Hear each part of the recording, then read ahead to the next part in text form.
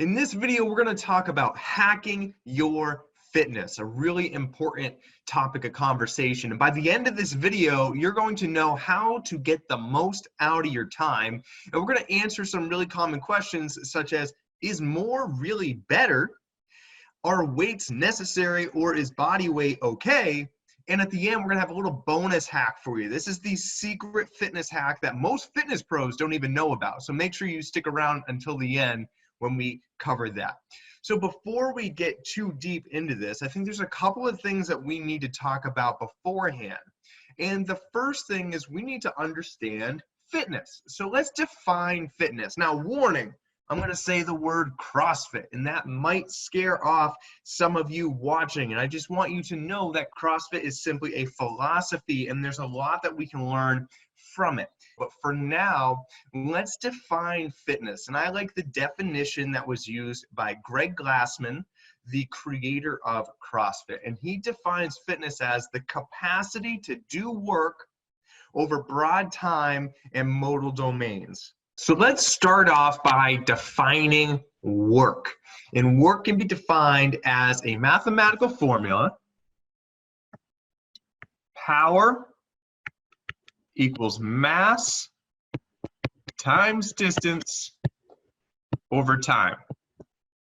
Now I get it. You didn't come here to learn math, but let me explain this a little bit.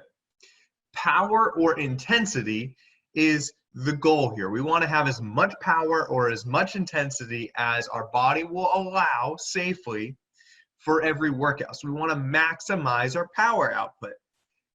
We can do that by manipulating these variables. Mass is simply how much weight are we moving? How much resistance are we working against?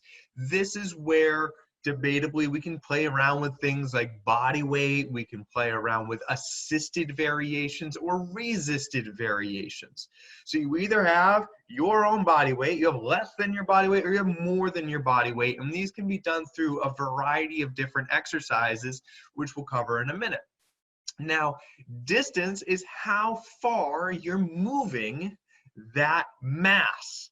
Okay, so if you're, say, sprinting 100 meters, you're moving your body weight 100 meters, and then the quicker you can do that, the more power output that you have. So for every second that you shave off, assuming that your body weight stays the same and the distance stays the same, you've upped your power.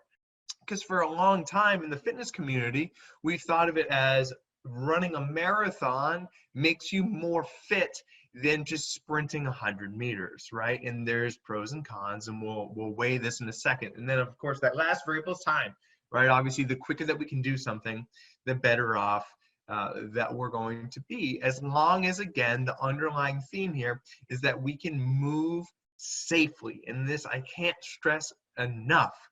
The most important thing when we're talking about fitness is how do we maximize that power, that intensity for the level of conditioning that your body is in and within the range of motion that your body can move. So ideally, we want to move in a way that expresses us to the fullest potential that we have and improve that potential over time, which is why mobility is such a key pillar behind performance.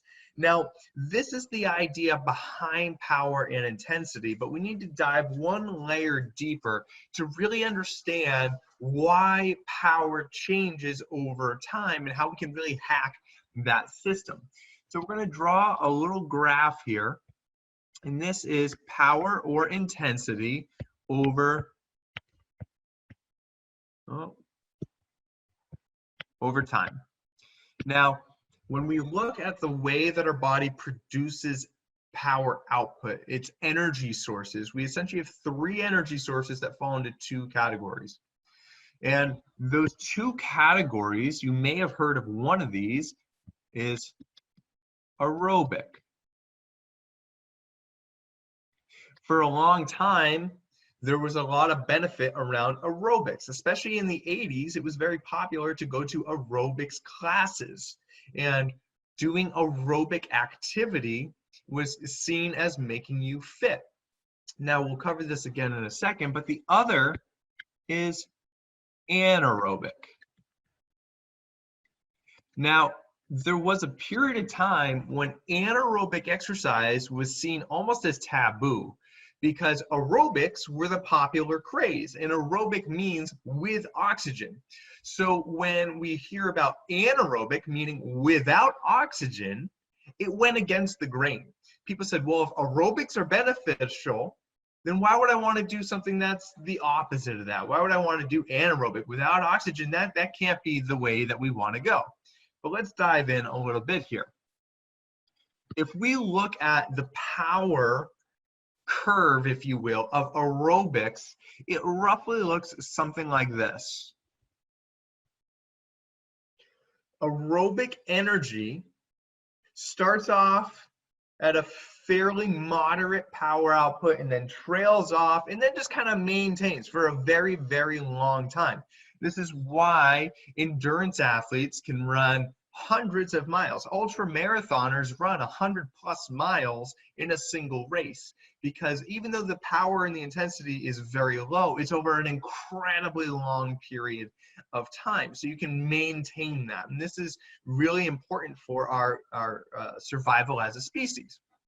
Now, aerobic with oxygen, so all that huffing and puffing is typically where runners or endurance athletes talk about getting their second wind. So where does this second wind come from? And to understand the second wind, we have to dive into anaerobic energy.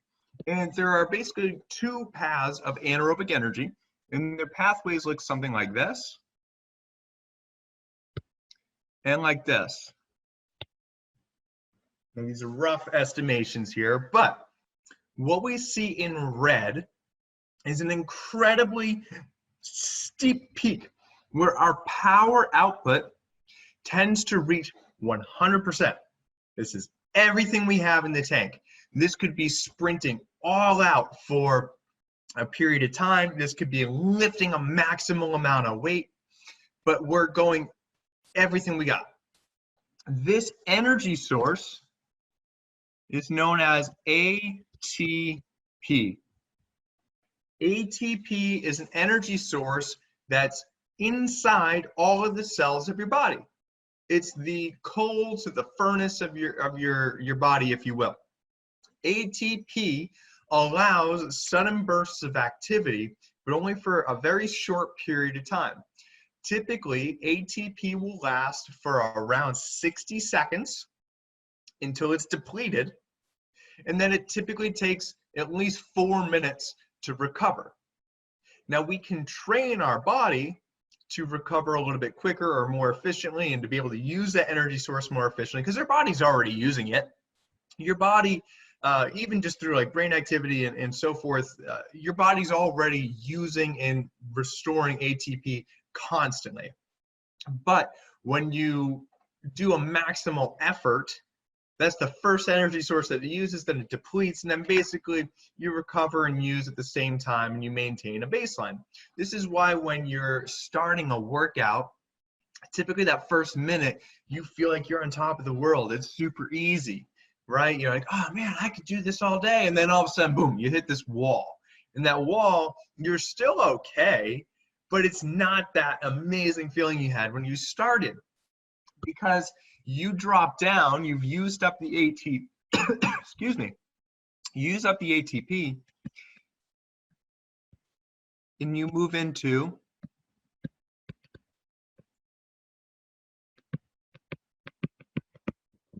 glycolytic, and that might be a Y. I'm just going to leave it as an I. I should have looked that up before I made this video. But anyway, glycolytic.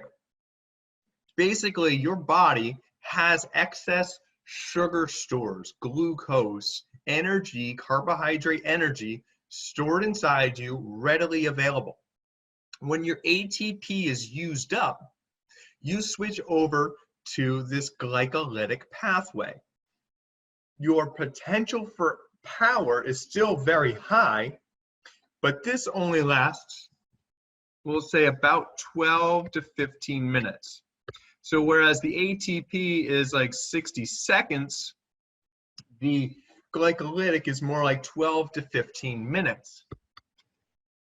we can still have an incredibly high power output, but we're still in that anaerobic threshold. Now, for anybody who's trained in the anaerobic threshold, it's an intensive process. It's difficult to describe unless you've been in it before, but you're in a completely different world, and your body and your mind are just, whoa, what's going, right? Because you're really pushing yourself in this capacity of what we call, again, anaerobic or without oxygen. And in that first 12 to 15 minutes, you can push really, really, really hard. And you can get incredible returns on that time, but your body doesn't necessarily like being there, so it's going to try to stop you. It's going to try to pull back on the reins. If you can overcome it and fight through it, you condition yourself faster. You get more return on your time. It's a mental challenge to push through, but when you train yourself to do it, you can ultimately get a lot of good results. This is why runners, typically, depending on how fast you run, that first 1, 2, 3 miles, you're dying, you're struggling, you're pushing hard, and then boom, you hit that second wind. And this is where we have that transition, because eventually the glycolytic, you run out, your blood sugar becomes lower, which is a normal part of the process, right? And so now that huffing and puffing is what keeps you going, and you're relying on oxygen. And the oxygen, that huffing and puffing, that's where you get your energy source from. Now, I appreciate you hanging in there up until this point, because so far we've been really technical, and I know there's some questions that you might have, but it's really important that we got this out of the way, because one of the questions that we wanted to answer was, how do you get the most out of your time? How do you hack your fitness? Because we don't all have hours every week. Sometimes we only have a few minutes. So one of the things that's key here is when you're developing a fitness program, or when you're exercising at home, or you're listening to your coach, or whatever it is, you want to have a blend of all of these pathways. No one is better than the other. I'm a little biased toward glycolytic because it's kind of that balance in between. And when you spend a lot of time in glycolytic, you improve your ATP and your oxidative. But in an ideal world, you're doing exercise that taps into all three of these, and you really balance it.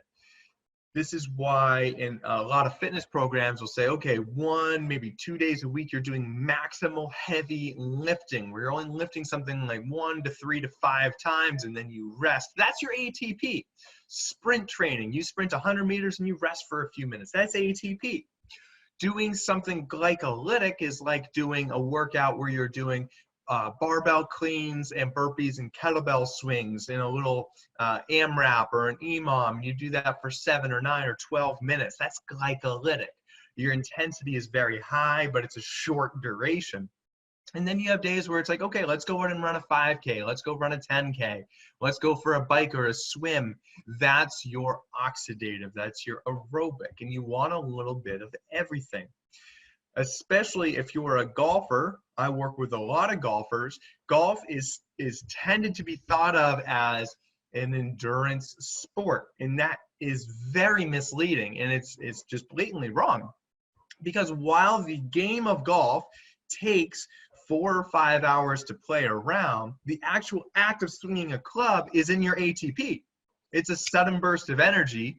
You make one swing, you deplete that energy, and then you have a couple of minutes before you go to your next shot. So when you train a little bit of everything, you recover your ATP quicker so that you can hit more powerful shots without losing that endurance. And because your aerobic capacity has been improved, you hold that endurance through the span of the 4 or 5 hours, especially on the mental side. So to hack your fitness, you need to tap into a little bit of each of these. And that's why I'm a big fan of doing things that are sprint interval training, where you have sudden bursts of energy with a little bit of recover, sudden bursts, or a little bit of recover over a certain span of time, which leads us to the next question. Do you really need weights?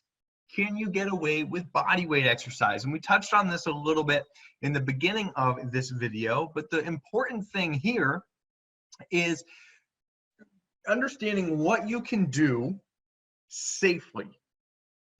Body weight might be too much for some of you watching, in which case you need to do assisted variations of that exercise. Things like a pull-up are really difficult for a lot of people, especially when you first get started. So maybe you need to do an assisted pull-up as opposed to a body weight pull-up. And if you're advanced, maybe you strap some chains around your waist and you do a resisted pull-up. So there's variations that can happen. Now, if you're stuck at home at the time of making this video, we're in the middle of this corona pandemic, everybody is stuck at home and they don't have access to a lot of equipment. So body weight is a very powerful tool, but how do you get fit when you only have your body weight? And this is where our formula comes in, because we can't control the mass. You weigh what you do. We have some control over the distance we move, but really it comes down to time. We need to do things fast. So if you only have body weight, the first thing, and it's always going to be the first and most important thing, is move safely and move within your limitations, move within your range of motion, and don't push through that. That's where mobility training comes in. Mobility training allows you to improve on your range of motion, but you always work within the capacity of what your body can do. But you then, moving safely, want to move as fast as you can. And to get the most fit that you possibly can, you ideally want your energy pathways to be tapping into the ATP and glycolytic pathways. You will get more fit by doing anaerobic exercise than you will from aerobic exercise. And the main reason for that is because anaerobic exercise has all of the benefits of aerobics, plus some that aerobics don't tackle. And you get in a shorter duration where you're typically doing, you're exposing your body to less, if that makes sense.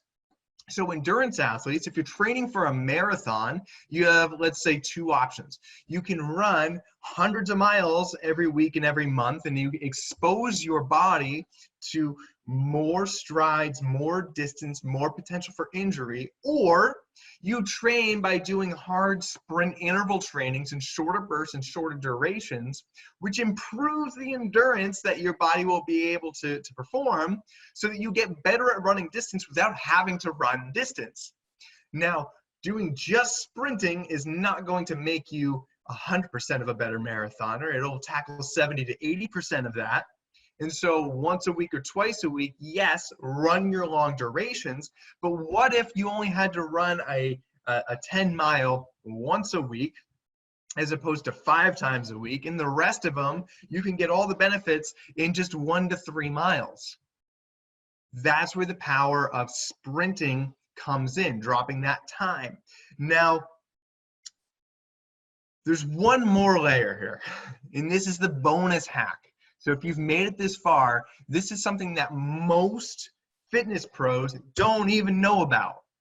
And so if you're watching this, this is huge, because this is one of the biggest hacks that you can possibly understand for improving your fitness. So you know what power is, you know how to manipulate it through mass or distance or cutting down time. You understand the energy pathways involved with any of these, but there's a layer here that is so often overlooked that most people don't even know about it. Now, I was first led on to this idea by a guy named Louis Simmons, the creator of West Side Barbell. And Louis, he trains lifters by training the variations of those lifts. So if you want to improve your deadlift, your squat, and your bench for powerlifting, you do variations of the deadlift, the squat, and the bench to improve the one that you're trying to improve.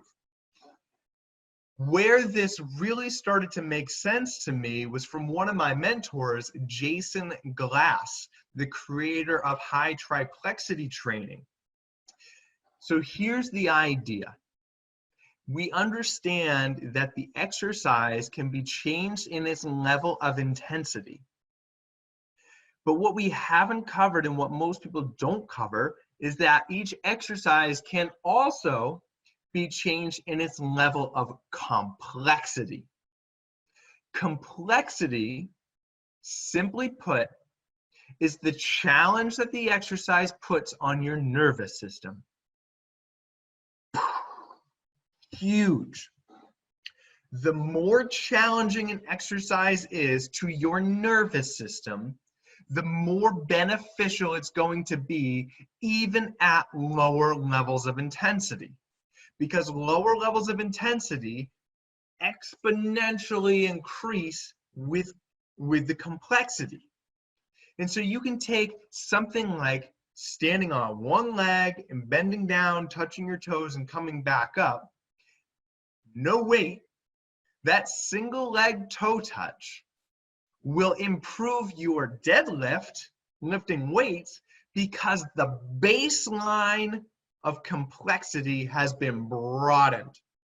So to create a visual here, if the goal is to raise this ceiling on your ability to do work, your foundation needs to be broadened. You need to teach your body how to do greater things in a complex neurological way, because the broader that base becomes and the more proficient you have in fundamental movement patterns, the taller you can then build it. So you could do tons of deadlifts and slowly increase your weight by a couple of pounds a week or a month, or in the weightlifting community, Olympic style weightlifting, if you can increase 1 or 2 kilos a year, you did a pretty good job. But what if you didn't have to expose your body to the risk of injury by taking the weight away and broadening the foundation through neurological complexity? And this is where the golden nugget really comes in. We want to make our exercises as complex and demanding as we can, again, based on our mobility and what our body will allow. Now, complexity, again, is things like taking any exercise that's normally done on 2 legs and saying, okay, well, let's do it on 1 leg. Or instead of doing it in a square stance, let's do a split stance. Let's do our single leg stuff, right? Let's challenge the nervous system to move in a different way than it's used to moving. And the more that we can broaden that neurological foundation, the stronger you will get, the more potential for work you can do, which will then lift your ability to raise the ceiling on your intensity. And at the end of the day, the whole purpose of this video to hack into your fitness is to raise the level of intensity that you can put out there by understanding how to manipulate the formula that intensity equals mass times distance over time, and using that concept to build your framework of energy within the 3 capacities, ATP, glycolytic, and oxidative, and balance out this workout.